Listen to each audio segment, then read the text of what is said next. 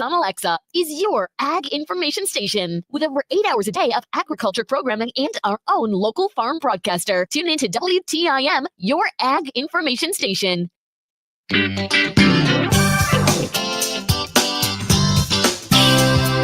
WTIM. Good morning. You're listening to the WTIM Morning Show here on your information station. It's brought to you by People's Bank and Trust, where they put people first, and Landmark of Taylorville. I'm your host, Grayson Bauman. Joining me in this segment is horticulture educator with the University of Illinois Extension. It's Andrew Holsinger. Andrew, good morning to you, sir. How are you? I'm doing well. Glad to have you here, and I've gotten used to having you in studio. Today we got you by phone, but either way, glad to talk to you a little bit. And I want to go back to one of our last conversations that we had, and it was about a tree grafting workshop that you had on March 29th. How did that go for you? How were things on your end? I'd have to assume smooth, but if you would, just fill me and listeners in.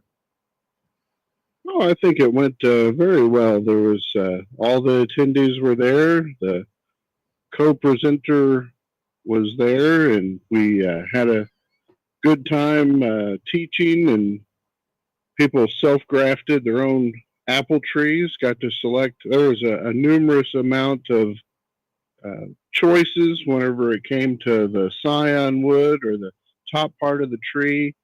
So people were well pleased with the workshop, had a lot of positive comments on the survey, and look forward to offering other horticulture workshops here in the future. We got lots going on. I have several classes this week. Did flower pressing for Jersey County. Been doing carnivorous plants. I'll be in Christian County later today for a carnivorous plants workshop. And we have our plant sales that are gearing up for the master gardeners. They're going to be having their plant sales coming up in Christian, Macoupin, and Montgomery counties. I'm excited for the plant sale here in Christian County. I know that's going on, I believe, May 3rd, if I remember correctly from a conversation had earlier this week. Hey, if you would, talk to me about the carnivorous plants workshop that'll be taking place today. Yeah, we're having our carnivorous plants workshop that details some of these carnivorous plants, like the famed Venus flytrap. And the participants that signed up for that workshop will learn all about the culture and care of those plants and be able to take one home to raise over this growing season. And hopefully with all the tips and tricks that are shared, they'll have success and be able to have their own Venus flytrap at their own home. Can you take me through the price of that, if there is a price associated to it, and also if registration is even still open for a workshop like that today? Well, registration has closed, but the cost was $15, and well worth the cost of the workshop to learn all about them and be able to take a plant home. But we're open to suggestions of topics that people would be interested in always. I had someone mention that they'd be interested in succulent plants as a possibility for a workshop. I've done those kinds of workshops with adults, but the youth seem to be interested in succulent plants. And there's a lot of people that have increased interest in house plants. And so I have programs that I offer with house plants. And also I have some small space vegetable gardening programs coming up. So be on the lookout at our extension website, extension.illinois.edu/CJMM for the latest events that are going on. And you're welcome to sign up. May have to come to the local office, or there may be one, as we saw with our grafting workshop. A little bit of travel, but well worth the cost and the experience of attending these workshops.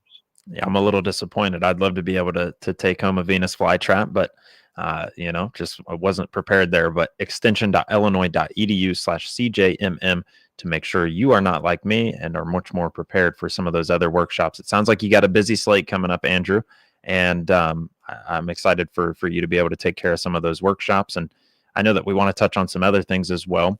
In our last conversation, we did talk about some disease prevention strategies. and making sure our tools and our different things when it comes to either grafting a tree or even working in your garden are taken care of. They're clean and ready. What are some of those disease prevention strategies that you could share with me and listeners? One of the first things I think about is the soil and how important the soil is to the health of the plants and to the diseases that could be present in the soil. So doing some soil testing to see where that nutrient level is going to be important. You can find out what the pH is, the amount of your organic matter, but siding the vegetable garden or the fruit tree or other plants, it's quite important that you know the aspect of what the inventory of what is this location that I'm putting the plant in. So thinking about the sunlight, a lot of our vegetables and fruits, they're going to need full sun. So do you have full sun in that location? That's going to help to dry out the leaves of the plants. If they have water, looking for a well-drained soil. So sometimes we can't achieve that naturally. So we build a raised bed and that increases the amount of drainage. But the cultural practices of just good sanitation. I don't know how many times I've seen people with poor sanitation. They don't think about things that could impact their plants and having a negative aspect. If you're starting seeds, make sure that you've cleaned those trays if they've been used before you're starting more seeds. Some are getting those cool season crops finished up and hopefully out to the garden for this cool weather that we're having before the transition to the warm season crops. Mm-hmm.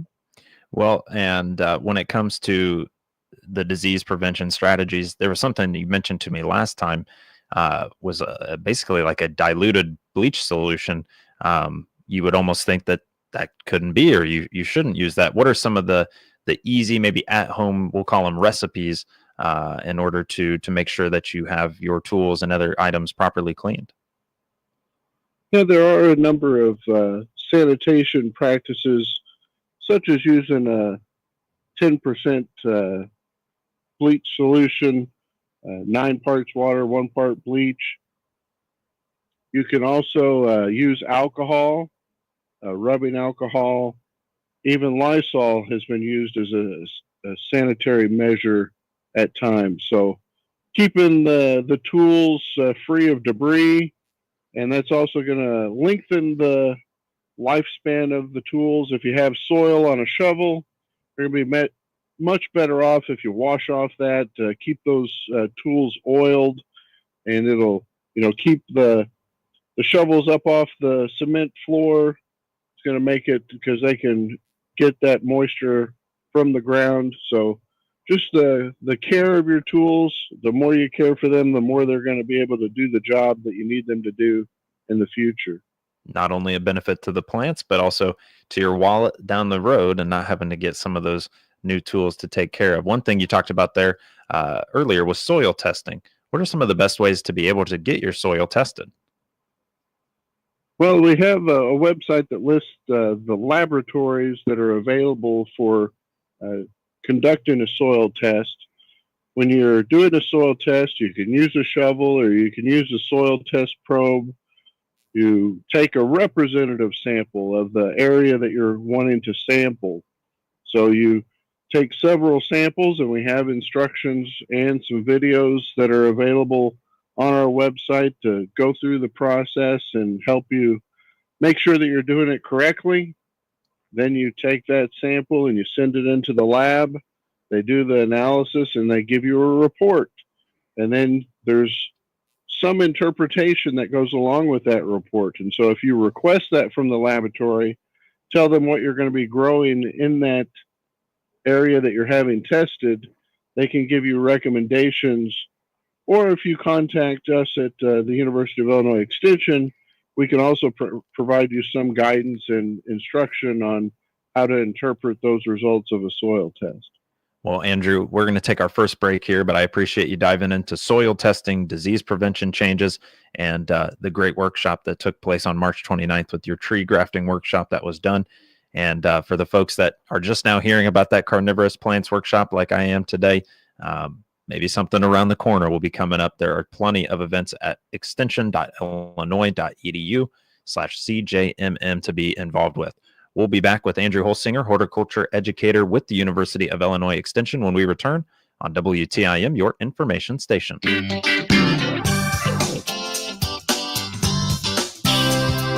WTIM. Let's check the markets now on the RFD Radio Network. I'm Jim Taylor. Corn steady, beans lower, wheat trading higher. May corn 484 1/4 unchanged. July corn unchanged 491 3/4.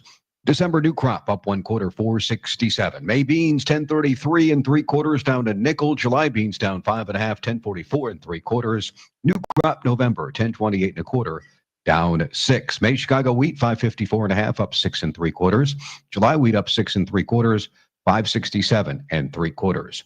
May bean meal 295.90, that's down 80 cents. May bean oil 47.30, down 19 cents. Livestock market April feeders 293.40 up 3.45.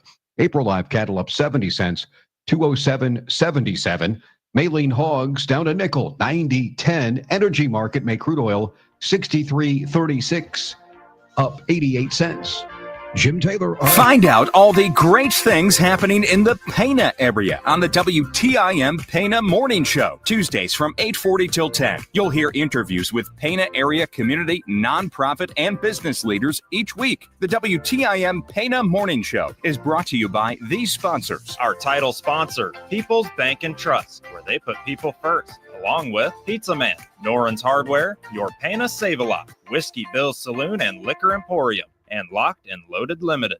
I'm Will Perkins, President and CEO of the Taylorville Community Credit Union. TCCU is proud to be the exclusive sponsor of the Miller Media Group Community Spotlight, allowing a different nonprofit organization to be highlighted on WTIM, WMKR, and WRAN each month. Hi, I'm Vicki Jackson, Director of Shadow Home, 118 West Franklin in Taylorville. We are a resident faith-based nonprofit home for women and their children. We provide lodging, meals, and hygiene items. Shadow Home is a 9-month-plus program that helps with budgeting, menu planning, and cooking. We also assist with helping our residents to appointments and in job searching. We are run by only volunteers and always looking for more ladies to invest in our guests. We are a place for second chances. For more information, call 217-824-2001.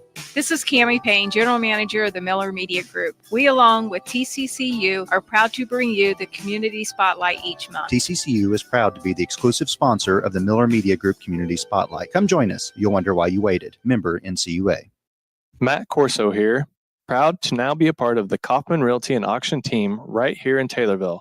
Let my over 20 years of real estate and auction experience work for you. Click my icon at TaylorvilleDailyNews.com. With over 8 hours a day of agriculture programming weekdays and 2 hours on Saturdays, WTIM AM, FM, and online is your ag information station. Listen by tuning in on air or online, and listen to WTIM Ag podcasts anytime.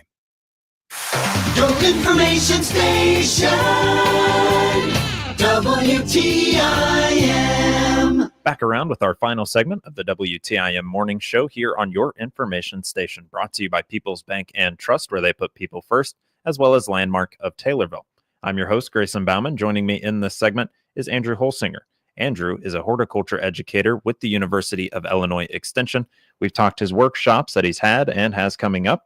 We've talked a little bit about disease prevention strategies and soil testing. We want to turn the page to weather-related nuances.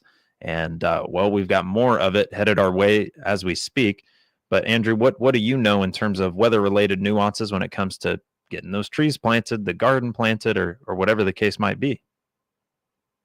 Well, in Illinois, we have state climatologist Trent Ford, and he's done several presentations that give us kind of an overview of how the temperatures and the moisture has been changing.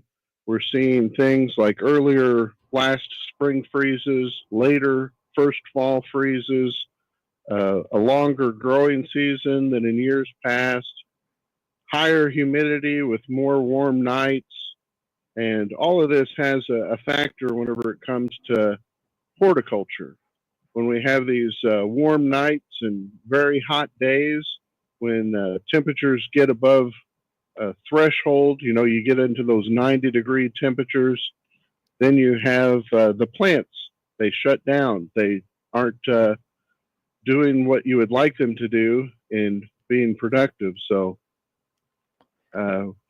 we are getting wetter and wetter. In Illinois, it's about 5 to 6 inches wetter annually now than it was in the 1900s. So more intense precipitation at that, as we've seen with some of these flooding events.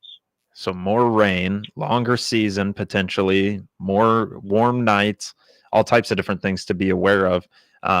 You mentioned there is a state climatologist that's kind of putting some of that stuff together. Is there a resource or a website that you could lead people to in order to find some of those things out for themselves as well? Well, there is a website, but I just got note yesterday that because of federal funding, the website seems to be on pause. So,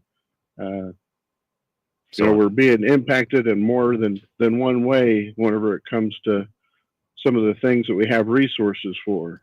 Interesting. Well, that is, of course, disappointing to hear, but hopefully soon we can get that back up and running and have that resource at your fingertips as well. But plenty of weather-related nuances that make themselves apparent when it comes to planting season, whether that be in the field or be at your own home. So some other things that we wanted to make sure we talked about today: preventative sprays, weed control. I'm sure there's a lot of misconceptions surrounding those and when may be best to use them. What can you tell me on that front? Well, there is a proper use of chemicals that you need to be aware of. One of the most important things to be aware of is the label, and the label is the law. And so it contains how to use that product.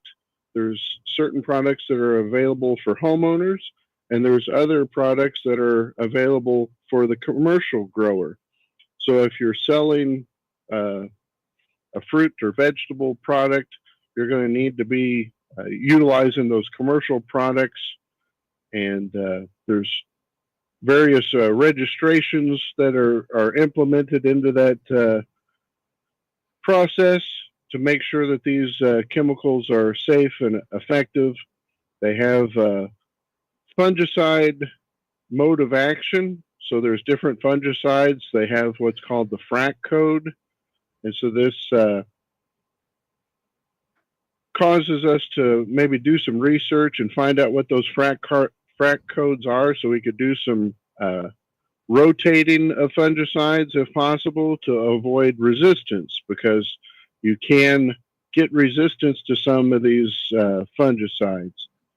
But when speaking of resistance, one of the most important things to probably look at is disease-resistant cultivars. So one of your primary weapons is looking for a disease-resistant cultivar when it comes to planting your vegetables or your fruits, because you're going to have less struggles whenever it comes to these plants that are already avoiding those challenges of the disease.